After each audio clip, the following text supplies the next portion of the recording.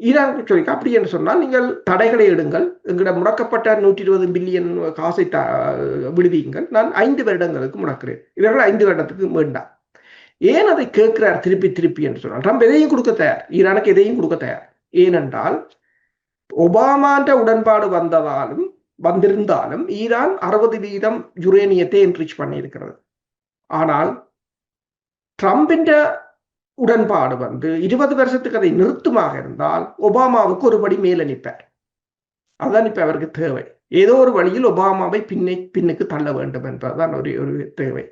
ஈரானுக்கு தெளிவாக தெரிந்து விட்டது. ட்ரம்பின் பலவீனத்தை அவர்கள் வடிவாக புரிந்து வைத்திருக்கிறார்கள். எது பலம், எது பலவீனம்.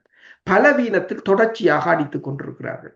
இன்றைக்கு பாருங்கள், ட்ரம்ப் பேச்சுவார்த்தை என்றால் அவர்கள் பேச்சுவார்த்தை இல்லை என்று நிற்கிறார்கள். இப்ப எல்லா நாடுகளும் ஈரானைத்தான் தொலைபேசி, இப்ப ரஷ்யாவின் வெளிவார அமைச்சர் லாரோவ் எடுத்து பேசியிருக்கிறார், கட்டார் பேசியிருக்கிறது, பாகிஸ்தான் பிரதமர் பேசியிருக்கின்றார்.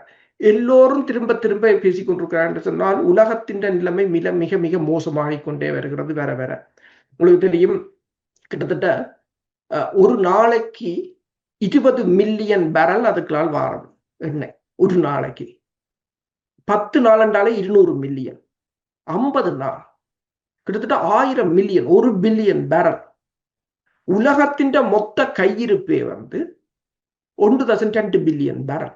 அதுல 400 பில்லியன் எடுத்தாச்சு. இப்ப சொல்லியிருக்காங்களா 500 பில்லியன் எடுத்தாச்சு என்றால் அதை எடுத்தான் இந்த பிரைஸை கண்ட்ரோல் பண்ணி வைத்திருக்கிறார்கள். அப்ப இன்னும் ஒரு 10 நாள் மூடினால் இந்த போர் நீடிக்குமாக இருந்தால் உலகத்தால் நிற்கவே முடியாத ஒரு நிலை.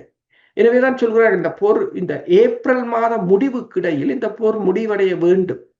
இல்லை என்று சொன்னால் அதற்கு பிறகு ஒன்றுமே செய்ய முடியாத ஒரு நிலையாகத்தான் இருக்கும் என்று சொல்லி